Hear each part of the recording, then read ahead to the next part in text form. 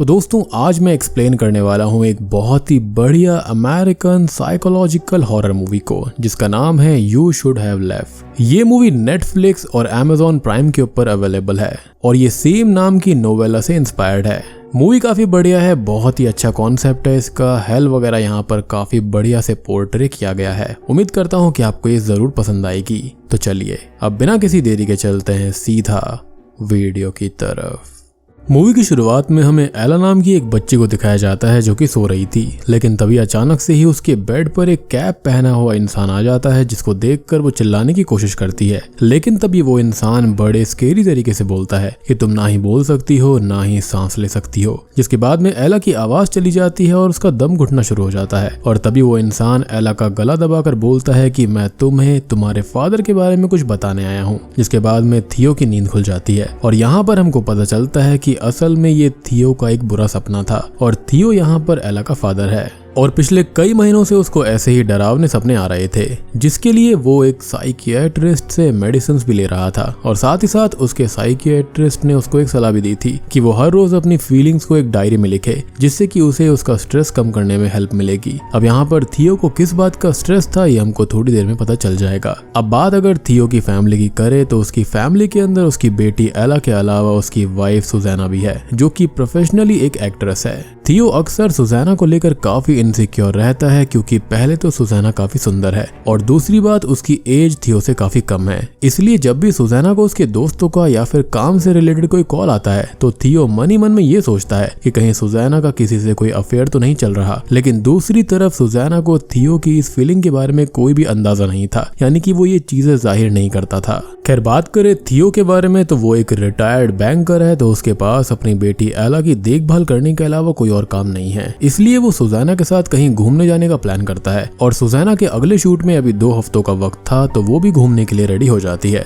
जिसके बाद में ये लोग ऑनलाइन एक घर को 2 हफ्ते के लिए रेंट पर लेते हैं जो कि वेल्स जैसी खूबसूरत जगह पर था। वहां पर पहुंचकर जब ये उस घर को देखते हैं तो इनकी खुशी का ठिकाना नहीं रहता क्योंकि वो घर काफी ज्यादा बड़ा था और खूबसूरत साथ ही साथ शांत भी था। लेकिन यहाँ पर एक अजीब बात ये होती है कि घर के अंदर सिर्फ कुछ ही हिस्सों के अंदर मोबाइल नेटवर्क आ रहा होता है। खैर अब रात हो जाती है और एला अपने रूम में सोने चली जाती है जहाँ पर उसको एक शैडो नजर आती है, लेकिन जब वो इसके बारे में अपने फादर को बताती है तो थियो को ये लगता है कि एला ना सोने का बहाना कर रही है, इसलिए वो उसकी बातों को इग्नोर कर देता है। अब इसके बाद में थियो अपनी वाइफ के पास में जाकर ये बोलता है कि वो थोड़ी देर में नीचे की रूम्स की लाइट को ऑफ करके आने वाला है और हम देखते हैं कि उस समय घड़ी के अंदर 10:34 हो रहे थे। लेकिन जब थियो घर की सारी लाइट्स को ऑफ करना शुरू करता है तो उसे एक के बाद एक रूम्स दिखने लगते हैं और इस तरह से जब वो लास्ट में सभी रूम्स की लाइट ऑफ करके ऊपर जाता है तब तक उसकी वाइफ सुजैना सो चुकी थी और हम देख पाते हैं कि उस समय घड़ी में 3:12 हो रहे थे।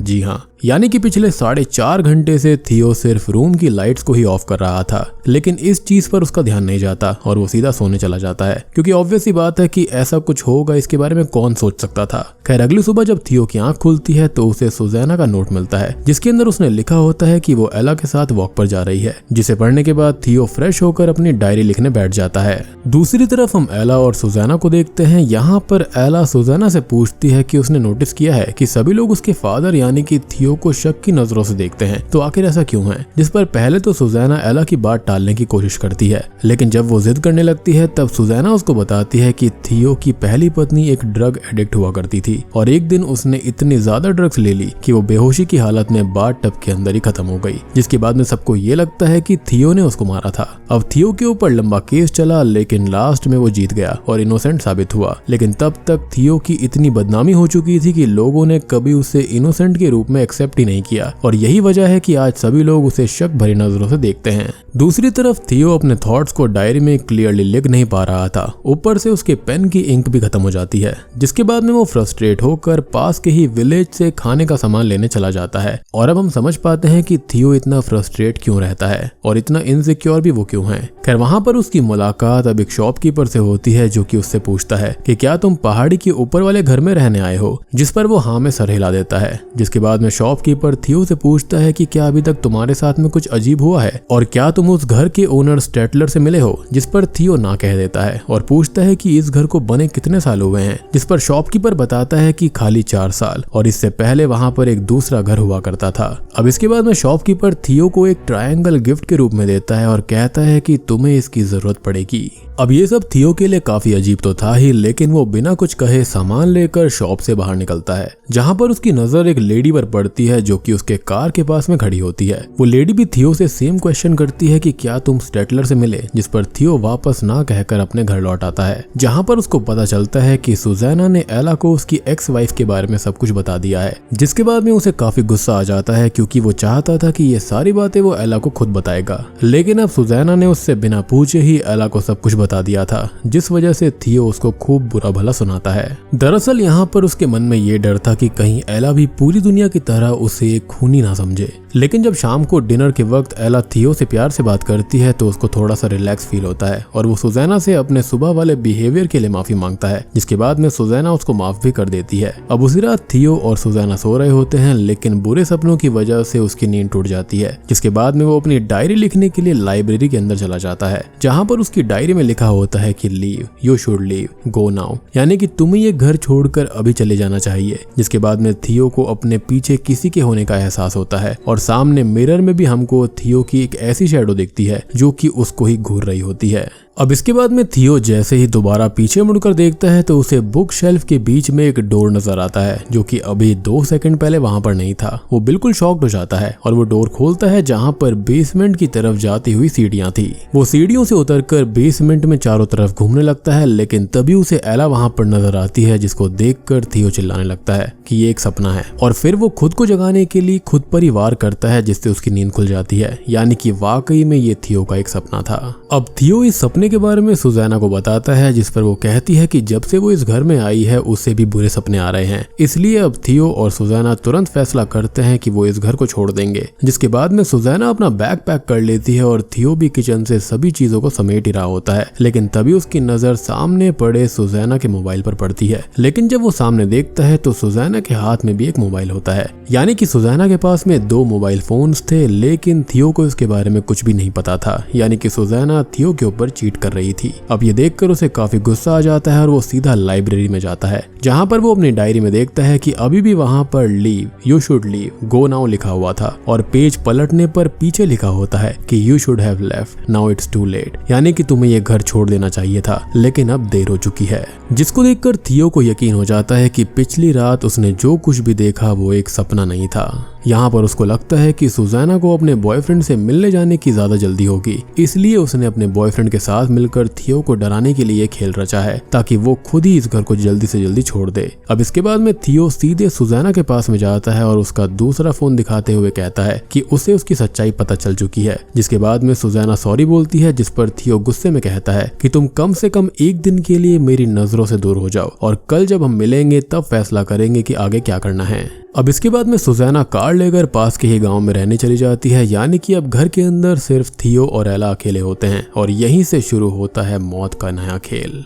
अब सुजैना के जाने के बाद में थियो एला के लिए ब्रेकफास्ट बना रहा होता है, लेकिन तभी एला उसे खाने से मना कर देती है और इसी भागा दौड़ी में एला के हाथ से लगकर पानी का ग्लास नीचे गिर जाता है। जिसके बाद में थियो नोटिस करता है कि पानी 2 अलग अलग डायरेक्शंस में जा रहा था। जिसके बाद थियो ट्रायंगल यूज करता है और उसको पता चलता है कि वॉल देखने में भले ही सीधी लग रही हो, लेकिन असल में ये सीधी नहीं है। जिसके बाद में थियो अपना डाउट क्लियर करने के लिए मेजरमेंट टेप की हेल्प से रूम को अंदर और बाहर से मेजर करता है और उसको पता चलता है कि वो रूम अंदर से 26 फीट चौड़ा है, लेकिन बाहर से मेजर करने पर उस रूम की चौड़ाई मात्र 21 फीट थी, यानी कि वो रूम अंदर से 5 फीट ज्यादा लंबा था। अब ये सारा माजरा थियो समझ पाता उससे पहले ही एला अपना स्वेटर लेने के लिए घर के अंदर चली जाती है और थियो बाहर खड़े होकर ग्लास के जरिए ये देखता है कि एला अंदर जिस डोर से जा रही है वो डोर किसी और ही कमरे में खुल रहा था और स्वेटर लेकर जब एला डोर से बाहर निकलने ही वाली थी तो वो गायब हो जाती है, जिसको देखकर वो काफी शॉक्ड हो जाता है और घर के अंदर आकर एला को ढूंढने लग जाता है।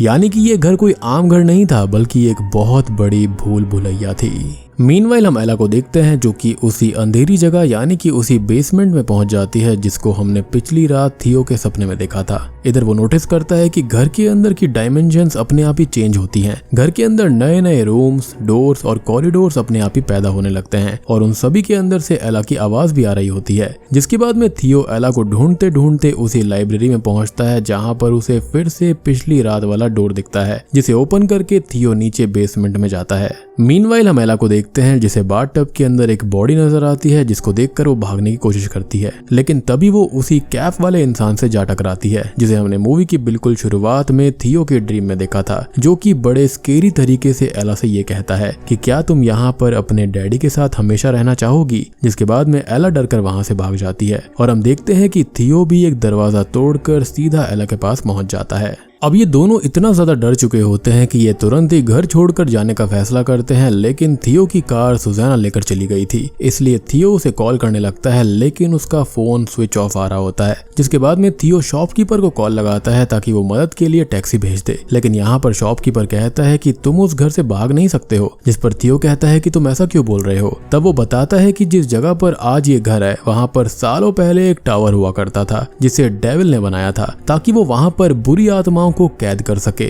जिन्हें बाद में गॉड खत्म कर देंगे यानी कि पनिशमेंट देंगे। चलो यहाँ पर यह बात सही है कि डेविल को गॉड के नीचे ही दिखाया गया है, अल्टीमेटली वो भी एक फॉलन एंजल ही था। खैर, लेकिन यहाँ पर जब वो टावर टूट गया तब डेविल ने वहाँ पर घर बना दिया और लोगों को लगता है कि उन्होंने इस घर को चुना है, लेकिन असल में ये घर लोगों को चुनता है। और इतना कहकर शॉपकीपर कॉल कट कर देता है। जिसके बाद में थियो और एला रात में पैदल ही घर छोड़कर बाहर निकल जाते हैं, जहाँ बाहर जाते वक्त इन्हें घर के अंदर एक इंसान की शैडो नजर आती है। अब ये दोनों बाप बेटी काफी देर तक पहाड़ से नीचे की तरफ गाँव में जाने के लिए चलते रहते हैं, लेकिन अंत में जब ठंड से इनकी हालत खराब हो जाती है तब इनको पता चलता है कि ये वापस से उसी घर के सामने पहुंच चुके हैं। जिसके बाद में एला कहती है कि उसे उस हॉन्टेड हाउस में वापस नहीं जाना, जिस पर थियो कहता है कि अगर हमको ठंड से बचना है तो वापस घर के अंदर तो जाना ही होगा और बस एक रात की ही बात है, क्योंकि अगले दिन सुजैना कार लेकर आ जाएगी। जिसके बाद में एला और थियो घर के बेडरूम में जाकर सो जाते हैं, यानी कि ये ना तो अपनी मर्जी से यहाँ पर आए थे और बाहर भी अपनी मर्जी से नहीं जा पाएंगे। अब थोड़ी देर के बाद में थियो को एहसास होता है कि किसी ने फ्लैशलाइट वाले कैमरा से उनकी फोटो क्लिक करी है, जिससे उनकी आंख खुल जाती है और वो बाथरूम में चेक करने जाता है। जिसके अंदर जाते ही थियो वापस से उसी अंधेरे वाले बेसमेंट में पहुंच जाता है, जहां उसे एक बाथटब दिखता है जिसके अंदर उसकी वाइफ की स्पिरिट निकलती है और उसको हॉन्ट करती है। अब यहाँ से वो अपनी जान बचाकर ऊपर की तरफ भागता है और भागते भागते वो लाइब्रेरी में पहुंच जाता है, जहाँ पर वो सामने खुद को देखता है जो कि अपनी डायरी लिखने की कोशिश कर रहा होता है। यानी कि अब थियो अपने ही पास्ट में पहुंच गया था और वो उस दिन का नजारा देख रहा था जब पास्ट में वो अपनी डायरी में कुछ लिखने की कोशिश कर रहा था, लेकिन उसके पेन की इंक खत्म हो गई थी। जिसके बाद वो खाने का सामान लेने गांव चला गया था। अब पास्ट वाले थियो को जाते ही प्रेजेंट वाला थियो, या फिर ये कहें फ्यूचर वाला, वो वहां पर जाकर खुद को ही एक वार्निंग लिखता है, leave, you should leave and go away. यानी कि ये सारी चीज उसने खुद को ही लिखी थी। यानी कि जब पास्ट में थियो को ये लगा था कि उसकी डायरी में सुजैना ने सब कुछ लिखा था, तो असल में वो थियो के फ्यूचर सेल्फ ने लिखा था। अब यहाँ डायरी में लिखने के बाद जैसे ही वो लाइब्रेरी से बाहर निकलता है तो वो फिर से पास्ट के उसी टाइमलाइन में पहुंच जाता है जब वो लोग पहली बार इस घर में एंटर हुए थे। जिसके बाद में प्रेजेंट वाले थियो को एला की आवाज सुनाई देती है जो कि ऊपर से ही आ रही होती है, इसलिए अब वो ऊपर की तरफ भागता है, लेकिन वो सीढ़ियां अपने आप ही बढ़ने लगती हैं। साथ ही साथ हम देख पाते हैं कि थियो की वॉच में टाइम अपने आप ही तेजी से चेंज होने लगता है। जिसके बाद में वो सीढ़ियों से ऊपर की तरफ जाने की कोशिश करने लगता है, लेकिन सीढ़ियां खत्म होने का नाम ही नहीं ले रही थी। जिसके बाद में वो काफी देर तक लगातार सीढ़ियां चढ़ता रहता है और फिर बड़ी मुश्किलों के बाद में वो सीढ़ी के लास्ट एंड पर पहुंचता है, जहां पर उसे वही कैप वाला इंसान दिखता है जिसे उसने अपने सपने में देखा था। थियो उससे पूछता है कि क्या तुम ही स्टेटलर हो, जिस पर वो कैप वाला इंसान कहता है कि मेरे कई नाम, कई चेहरे और कई घर हैं, लेकिन मैं इस पर्टिकुलर घर में काफी लंबे समय से सिर्फ तुम्हारा ही इंतजार कर रहा था, क्योंकि तुम्हें मेरे साथ यहीं रहना है। फिर थियो को एला की मदद मांगने की आवाज सुनाई देती है, इसलिए वो स्टेटलर से पूछता है कि एला कहाँ पर है, जिस पर वो बोलता है कि वो तुम्हारे साथ इसी घर में रहेगी। अब ये सुनकर थियो को गुस्सा आ जाता है और वो स्टेटलर को उसकी ही स्टिक छीनकर मारने लगता है, जिससे स्टेटलर की कैप और ग्लासेस नीचे गिर जाते हैं, जिससे कि थियो शॉक्ड हो जाता है क्योंकि स्टेटलर कोई और नहीं बल्कि वो खुद था। यहाँ पर स्टेटलर थियो से कहता है कि मैंने एला को नहीं रोका है, तुमने रोका है, तुम्हारे झूठ की वजह से वो यहाँ पर है, वो तुम्हारे बुरे कर्मों की सजा भुगत रही है और अगर तुम उसे जाने देना चाहते हो तो तुम्हें अच्छे से मालूम है कि तुम्हें क्या करना है। और इतना कहते ही स्टेटलर वहां से गायब हो जाता है, जिसके बाद में एला थियो के पास में आ जाती है और दोनों बाहर जाते हैं जहां पर सुजैना आ चुकी थी। और मुझे तो यहाँ पर यह लगता है कि स्टेटलर यहाँ पर किसी का भी रूप ले सकता है, तो यहाँ पर वो एग्जैक्टली थियो नहीं था। थियो सुजैना से कहता है कि वो घर नहीं आने वाला और अब उसको ही एला का ख्याल रखना होगा, जिस पर सुजैना रोते हुए थियो को समझाती है कि वो दोनों अपने रिलेशन को वापस से फिक्स कर सकते हैं। लेकिन थियो कहता है कि ये रिलेशनशिप की बात नहीं है बल्कि ये उसके बुरे कर्मों की सजा है। थियो सुजैना को बताता है कि उसने अपनी एक्स वाइफ का खून किया था। जी हाँ, यानी कि वो यहाँ पर बिल्कुल भी इनोसेंट नहीं था। दरअसल जब उसकी एक्स वाइफ नशे की हालत में बाथटब में डूब रही थी तब थियो वहीं पर खड़ा था, लेकिन उसने उसे डूबने से नहीं बचाया क्योंकि वो उसकी नशे वाली हरकतों से काफी ज्यादा फ्रस्ट्रेट हो चुका था। उसने उसे वहीं पर ही खत्म होने दिया और इसलिए अब थियो को इस घर में रहना होगा क्योंकि वो समझ चुका था कि वो अपनी ही शैडो से नहीं भाग सकता। अब हम देख पाते हैं कि जब पिछली रात थियो और एला घर छोड़कर भाग रहे थे तब घर के अंदर कोई और नहीं बल्कि खुद फ्यूचर वाला थियो खड़ा हुआ था। और मूवी के एंड सीन में हम देखते हैं कि उस घर में थियो के साथ साथ सैकड़ों लोगों की तस्वीर लगी होती हैं, जिन्हें देखकर ये पता चलता है कि थियो से पहले ये सैकड़ों लोग इस घर में फंसकर रह गए थे। और फिर हम देखते हैं कि जो घर अभी तक सोल्ड आउट था वो वापस से इंटरनेट पर रेंट के लिए अवेलेबल हो जाता है, यानी कि इस घर के अंदर एक बार जो आता है वो उसी का होकर रह जाता है और हमेशा अपने बुरे कर्मों की सजा भुगतता रहता है। जैसा कि उस कहानी के हिसाब से और फोकलोर के हिसाब से था कि डेविल यहाँ पर सभी इंसानों को और उनकी स्पिरिट्स को कैद करके रखता है जिन्होंने बुरे कर्म करे होते हैं और फिर गॉड अपने हिसाब से उनको पनिश करते हैं। तो मेरे ख्याल से यहाँ पर ही जो स्टेटलर है ना, ये कोई और नहीं बल्कि डेविल ही था। और आप ये भी सोच रहे होंगे कि उसने स्टार्टिंग में ही थियो को क्यों पनिश नहीं किया था। तो असल में डेविल ये चाहता था कि वो अपना गुनाह कबूल कर ले और अपनी बेटी को वहां से जाने दे, क्योंकि अब तक एला भी यही समझ रही थी कि भैया उसकी मदर को किसी और ने नहीं, उन्होंने खुद ही मार लिया था, लेकिन जबकि असल में उसके पिता भी उसमें रेस्पॉन्सिबल थे। और अब बस थियो इसी घर में हमेशा के लिए रहने वाला है और अपनी सजा पाने वाला है। और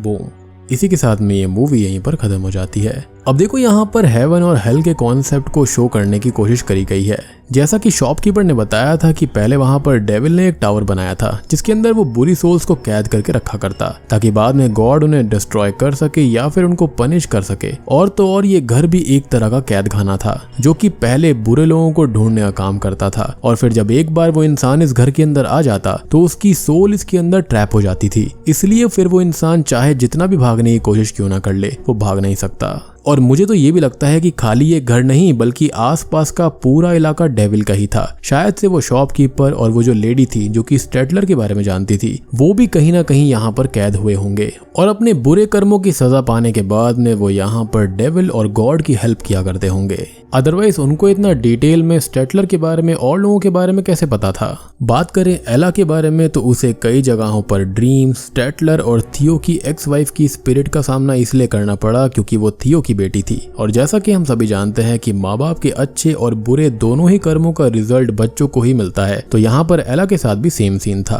और शॉपकीपर और उस लेडी के बारे में एक थ्योरी ये भी हो सकती है कि उनके घर वाला भी शायद से कोई वहां पर फंसा होगा, इसलिए उनको इस बारे में पता होगा। और यही रीजन था कि इस घर की डायमेंशंस इतनी अलग थी, बाहर से 21 फीट, अंदर से 26 फीट, 27 फीट, क्योंकि ये जो पूरा का पूरा घर था वो चेंज होता रहता था। यहाँ पर टाइम पोर्टल्स भी हुआ करते थे कि कोई भी कभी भी किसी समय में जा सकता है। यहाँ पर एक चीज और देखो कि कर्मा वाली चीज भी है कि थियो ने खुद को वार्न भी किया लेकिन वो फिर भी नहीं बच पाया। इसलिए कहते हैं कि किसी के बुरे बोलने से कुछ नहीं होता, हर चीज अपने कर्म पे निर्भर होती है। लाइक हो सकता है कि लोग आपको 10 बात नेगेटिव बोलेंगे लेकिन उससे फर्क नहीं पड़ेगा, लेकिन अगर आपने वाकई में गलत किया होगा तो आपके साथ में गलत होगा। और इस मूवी के अंदर वही दिखाया गया है। तो दोस्तों उम्मीद करता हूँ कि आपको ये मूवी पसंद आई होगी, ये एक्सप्लेनेशन पसंद आई होगी। वीडियो पसंद आई हो तो लाइक कर देना, चैनल के ऊपर नए हैं तो सब्सक्राइब कर लीजिए। तो मैं आप सबको मिलता हूँ अगली वीडियो के साथ में, तब तक के लिए